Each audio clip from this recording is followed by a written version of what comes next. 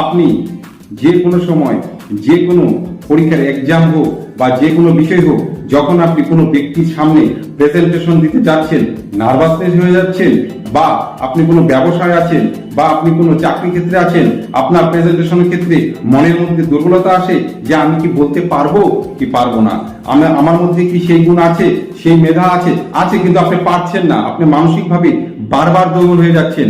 আপনাকে একটি আমি টোটকা দিয়ে দিচ্ছি, আপনি করে দিতে পারেন। লাল শালু কাপড় আপনার হাইটে চিকন করে এরকম একটু কেটে নেবেন।